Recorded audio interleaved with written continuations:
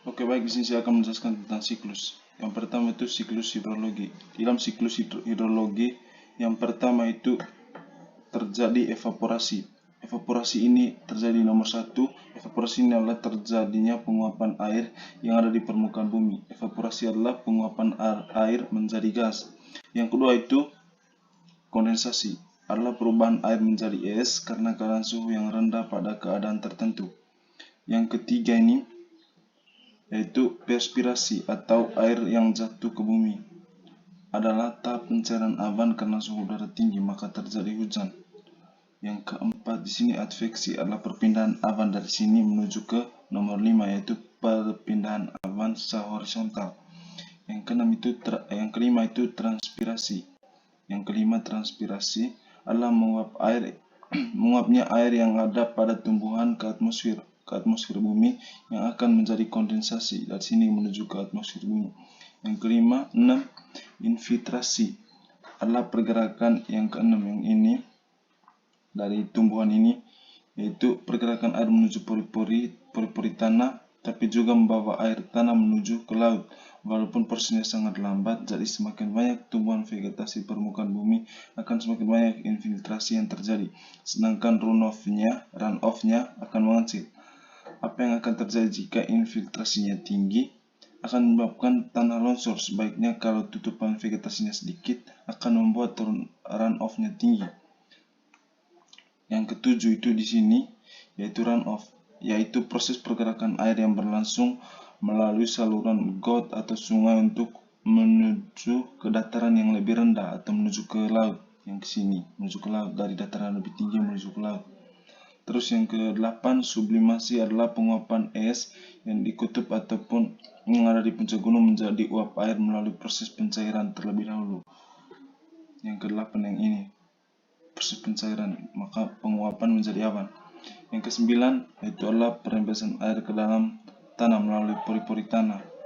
Ini perembesan air dari sini menuju ke laut, menuju pori-pori tanah. Yang kedua itu siklus oksigen dan karbon. Di sini saya akan menjelaskan tentang siklus oksigen dan karbon. Pada proses siklus oksigen dan karbon dapat terjadi dengan bantuan sinar matahari. Bantuan sinar matahari di sini, bantuan sinar matahari, tumbuh-tumbuhan baik di bantuan ketika matahari bersinar menuju ke tumbuh-tumbuhan baik di perairan maupun di daratan, dapat mengubah karbon dioksida CO2 menjadi senyawa karbon organik dan kemudian melepas oksigen ke atmosfer melalui proses fotosintesis. Contohnya di gagang hijau ini, dia menerima sinar matahari dan melakukan fotosintesis dan melepasnya kembali menuju ke matahari. Terus misalnya gagang hijau di laut, apabila terkena matahari maka gagang hijau tersebut akan menyerap karbon dioksida atau CO2 untuk proses fotosintesis. Terus sama halnya di perairan, matahari kemudian dihasilkan fotosintesis akan dilepas ke atmosfer bumi, sebagaimana karbon atau hasil fotosintesis dalam tubuh tumbuhan dimanfaatkan untuk aktivitas fisiologi tumbuhan.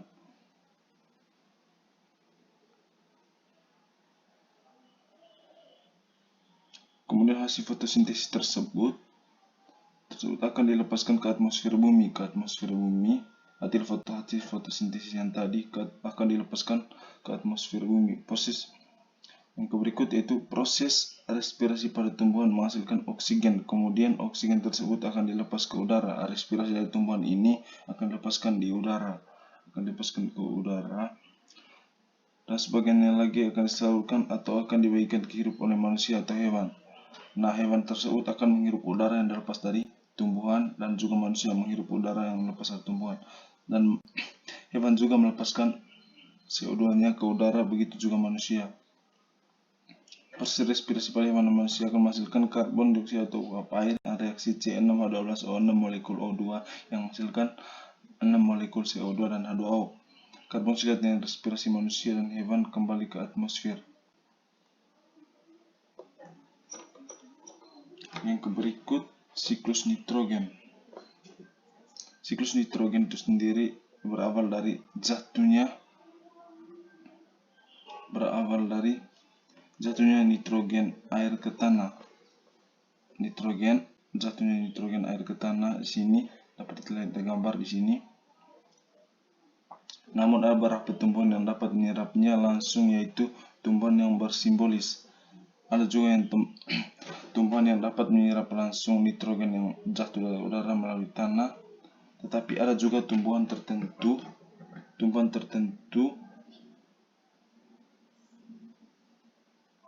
yang tidak dapat langsung mengambil nitrogen tersebut. Mereka harus dengan bantuan bakteri ribosom atau pertanian menyebutnya bintil akar. Setelah diproses di bintil akar di sini, nitrogen ini akan berubah menjadi amonium. Proses ini disebut fikasi. Ini bakteri fikasi nitrogen di sini. Amonifikasi, nitrifikasi, ini dia punya macam-macam bakterinya.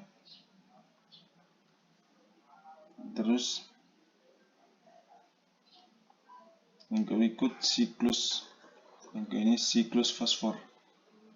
Siklus fosfor ini diawali oleh pelapukan batuan disebabkan oleh faktor cuaca. Ini disebabkan oleh faktor cuaca yang terlalu dingin. Di sini ada terjadinya pelapukan batu dan juga terjadi karena erosi dan air hujan. Kemudian akan diserap oleh tanah pada daratan. Fosfor yang berada di tanah dimanfaatkan oleh tumbuhan. Fosfor yang dalam tanah ini dimanfaatkan oleh tumbuhan. Namun tidak dapat langsung dimanfaatkan oleh hewan. Hewan ini akan memanfaatnya atau dia memakan tumbuhan sehingga dia bisa memanfaatkan fosfor ini. Nah, hewan tersebut akan mati dan akan menumbuh jamur, dan jamur ini akan berubah menjadi fosfor lagi. Dan juga jamur ini bisa berasal dari tumbuhan yang mati. Setelah itu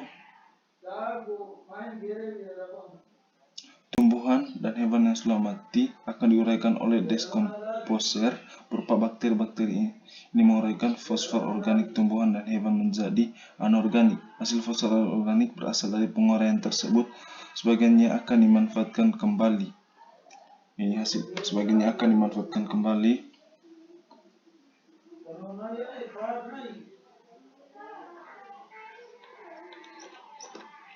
Terus yang berikut siklus belerang atau sulfur. Di sini saya akan menjelaskan tentang siklus sulfur.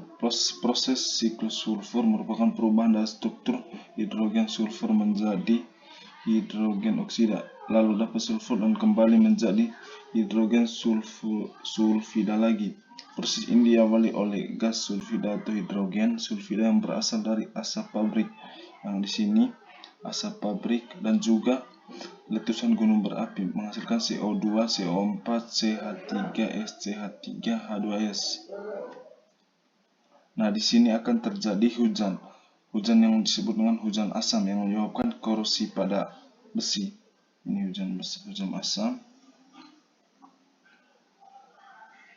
yang pH-nya sangat tinggi, yaitu P5,7, dan bersifat korosi pada bangunan logam. Hujan asam mengandung senyawa anorganik yang dapat langsung dimanfaatkan oleh tumbuhan namun tidak dapat langsung dimanfaatkan oleh hewan. Nah, senyawa yang dihasilkan ini bisa menghasilkan anorganik dan bisa dimanfaatkan langsung oleh tumbuhan, sementara hewan tidak dapat dimanfaatkan langsung.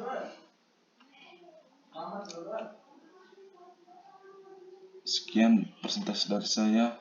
Kurang lebihnya saya minta terima kasih.